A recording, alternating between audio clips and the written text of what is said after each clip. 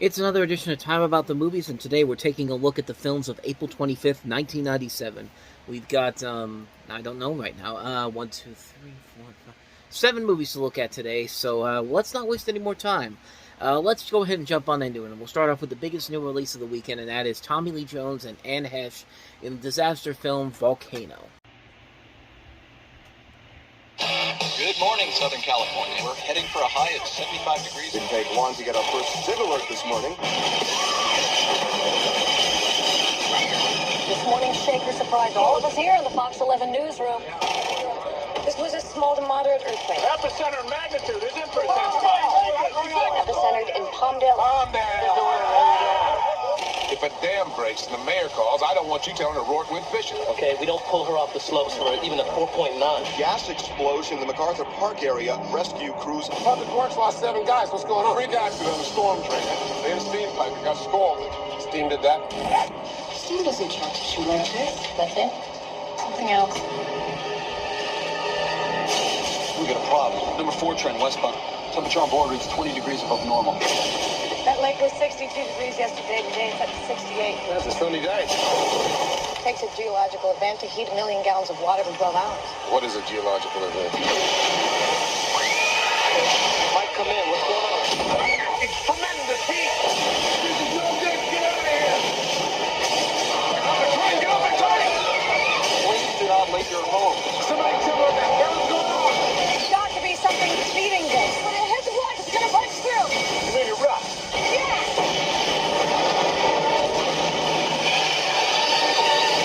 Just exploded. It's going crazy. The fire's popping off all over the city. West side is 1 million people. There are going to be 1 million dead people if we don't evacuate. When Mount St. Helens blew, the force was greater than the Hiroshima bomb. Listen up, let me tell you what's south of us. No more museums, no more department stores, just homes. Moses couldn't reroute this. It's everywhere. I need a demolitions team. LAPD, National Guard. Put as many people in front of it as it takes. We try to run now, they're going to be defenseless. You don't like my plan? That's good. Give me another plan, but don't tell me we're backing out. We're going to take this thing to the ocean. In a city where anything can happen.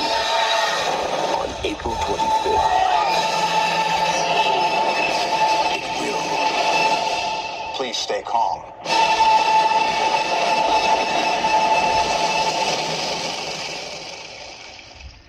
And the award for the worst tagline to sell a movie on goes to Volcano, because that does not make any sense whatsoever. In a city where anything can happen, on April 25th it will. You mean to tell me that in this city, any other day of the week, nothing happens? I mean, that line makes absolutely no sense whatsoever. And the worst part about it is, they've had trailers with much better taglines they could have used on it. I mean, at the end there, "The coast is toast." Great tagline.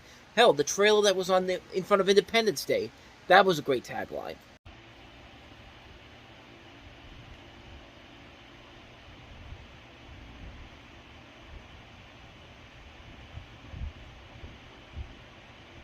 There are at least 1,500 active volcanoes in the world that we know about.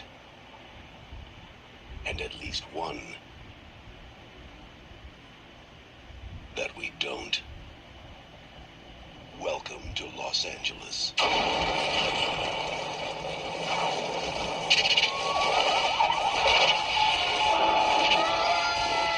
the shot!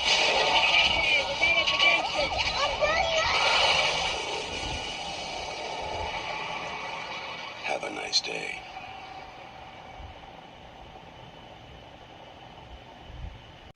See, that's a better tagline than whatever the hell they were trying to sell in that first trailer, but let's be honest, that first trailer wasn't even selling itself very well. I mean, good lord, that was horribly edited. It shows you every single plot point that goes on in the movie. Everything that they show you in there literally is everything that happens in the movie. And it just makes no sense whatsoever. It's a film that had so much potential to it. I mean, it is an interesting idea, like to have an active volcano in a big major metropolitan city like Los Angeles, or something like even in New York, but here it's in Los Angeles, and that could be a really cool idea, even for a dumb disaster movie. That's a solid idea, but if you have a trailer like that pretty much shows you everything that happens in the movie, and then sells you on one of the worst taglines ever, then you know that this movie is dead on arrival. And sure enough, it is indeed dead on arrival. I mean, it pretty much shows you everything in that one trailer, and it's not an engaging film whatsoever. You don't like any of these characters.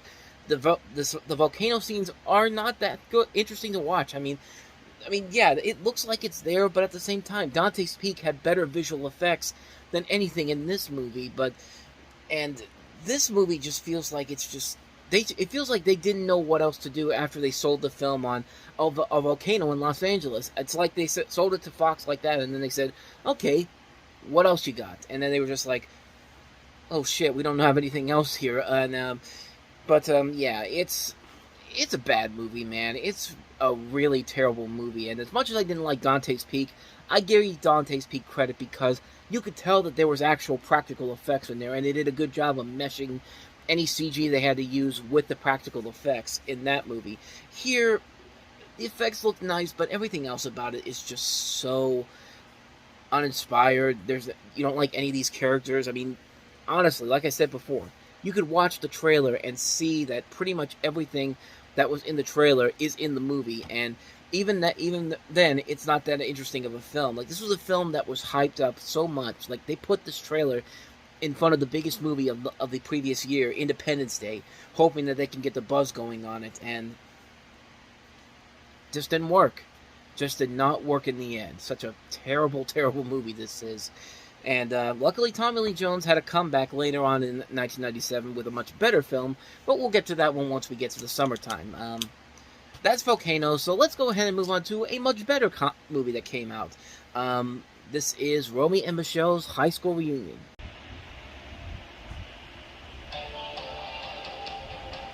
Remember the prom? You got so thin by then. I was so lucky getting mono. That was like the best diet ever. Meet Romy and Michele. Remember that time I barfed from really bad Mexican food? So gross. I hate throwing up in public. Me too! Oh, They walk the walk. God, this underwear is totally riding up my butt. They talk the talk. Romy, did you lose weight?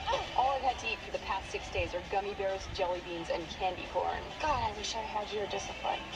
But at their high school reunion, Are you going? I'd rather put this out in my right eye. Okay.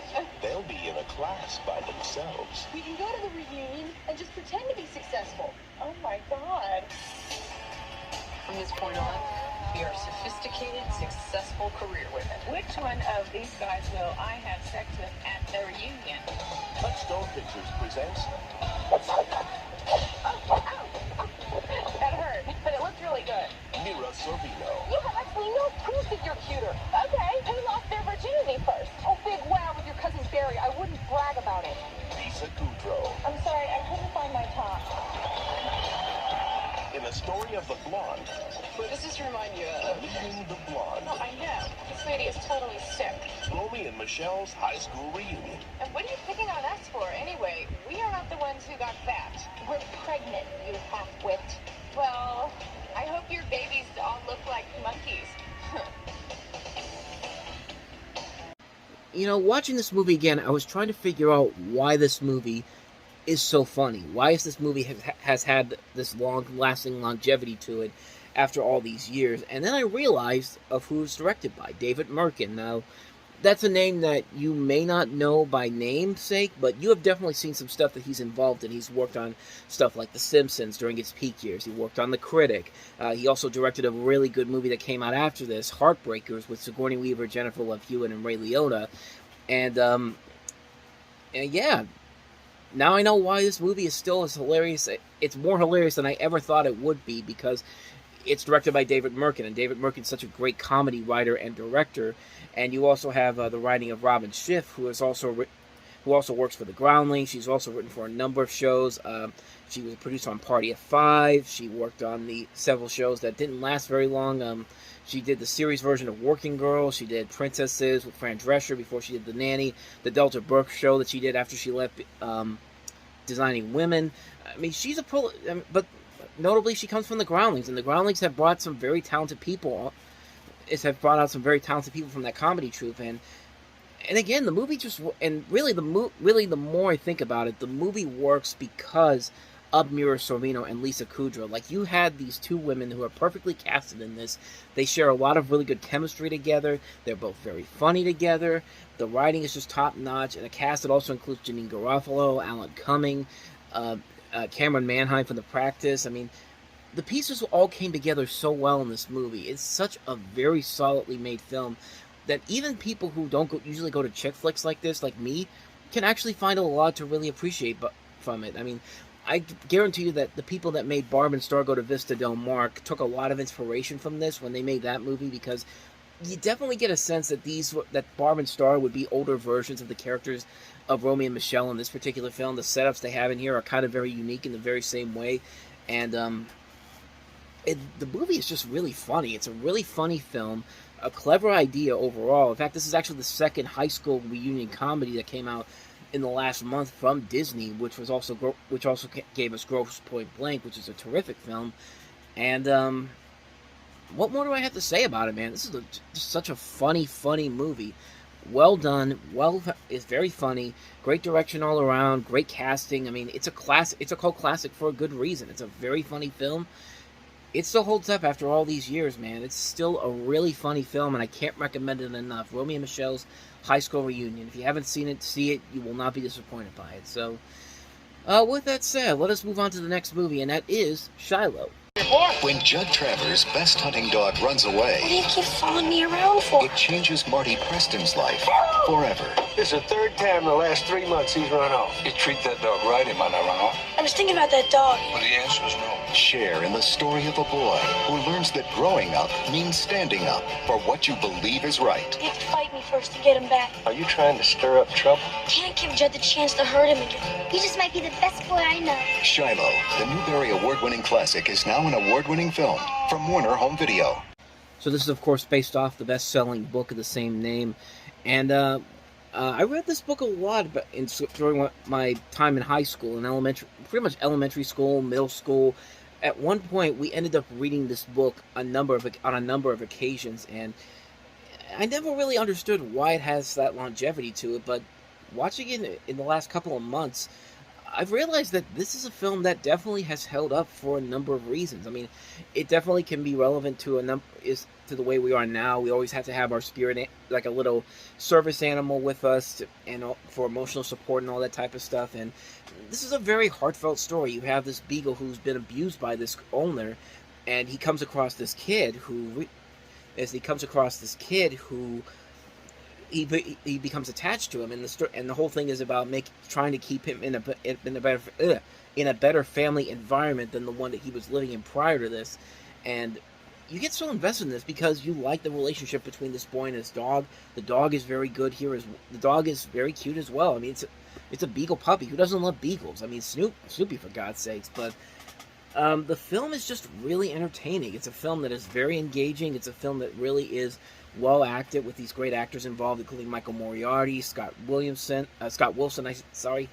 Ann Dowd, Rod Steiger's in here as well. I mean, it deals with real morale issues. You get a lot of emotional elements to it. It doesn't dumb down itself for the kids.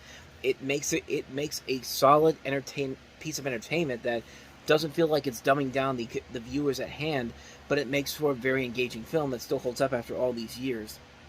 The sequels that came out afterwards, I won't say that they're great movies overall. I think, honestly, they're kind of pretty much the same movie over again. I think in the second one, it's basically the same thing. The abusive dog owner comes back and he wants his dog back again. And then the third film in the series is basically just the same thing. It's just like, was there any reason for this to really become a trilogy, honestly? Personally, I didn't think so. I think it should have just been one film overall, but what do I know? The first film was a big success, so of course you got to make it into a trilogy. But I mean, then again, it's based off of a series of books that eventually did become more than one film. So again, I could see it on that front. But like I said before, the first movie I think really is the strongest one of the bunch. The other two films in the series, definitely not as good, but the first film still is very good. I recommend checking it out. Shiloh's a really good movie. So with that said, let us get to movies we can pretty much get through pretty quickly because I've not seen any single one of these four films we're going to talk about here, so we'll be brief on these ones. So let's go ahead and talk about the next film, A Chef in Love.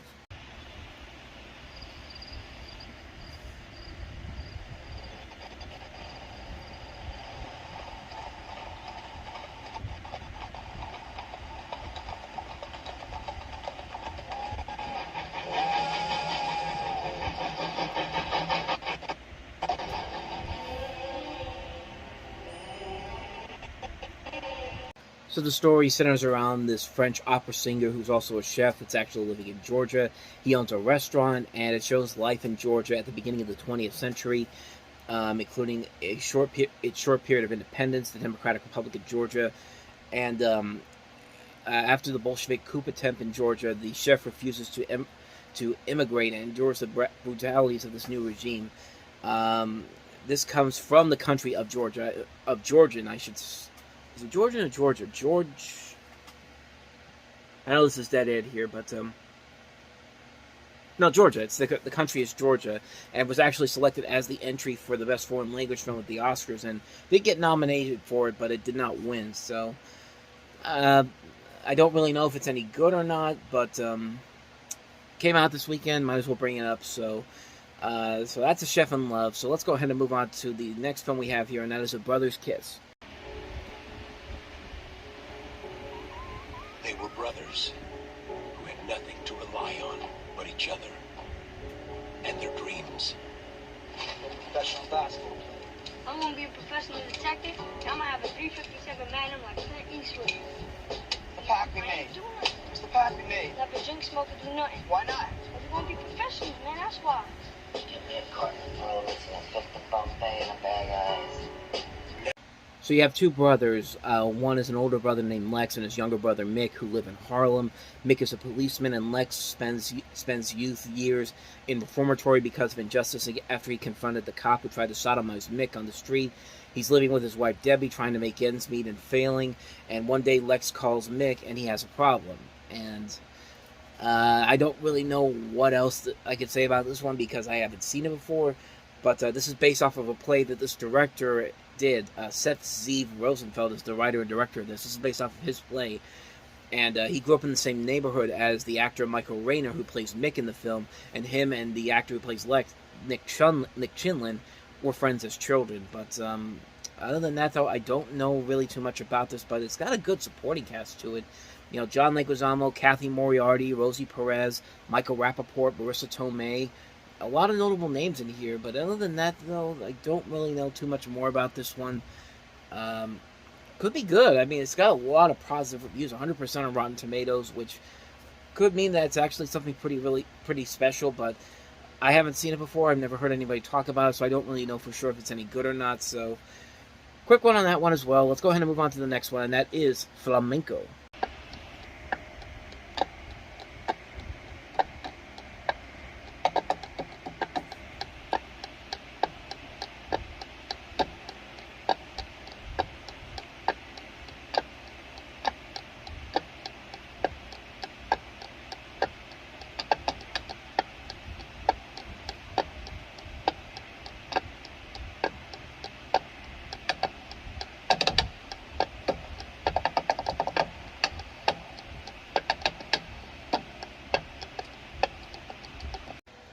So, if you don't know what flamenco is, I know I certainly didn't before I knew about this movie, but it's an art form based on the various folkloric music traditions of southern Spain developed within the Gitano subculture as the result of Andalusia. I'm reading it off of Wikipedia, so I'm not getting this mixed up here, but it also has historical presence in Extremadura and Murcia. And this is basically a documentary of musical and dancing vignettes composed and photographed on a soundstage. And of course, you see Vittorio Sotoro, who did cinematography for The Godfather and Apocalypse Now, as well as The Last Emperor. He does the cinematography for this, and you just see a little bit of stuff there. I mean, it's mostly just people dancing, but I'm not gonna lie, the dancing overall is very, very good. Like, I didn't really have a whole interest in checking this out, honestly, but I kind of want to see more of these dances here. They're very unique.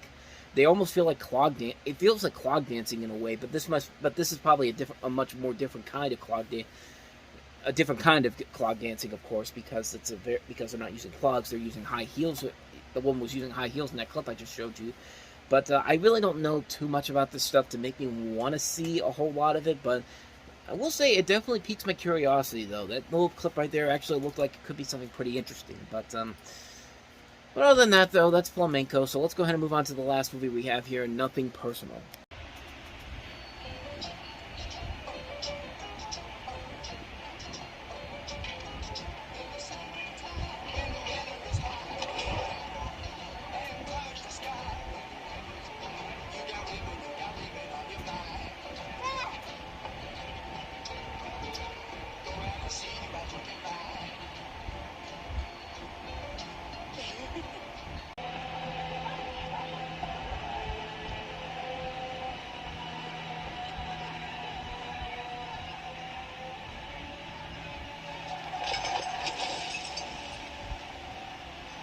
same side here, so.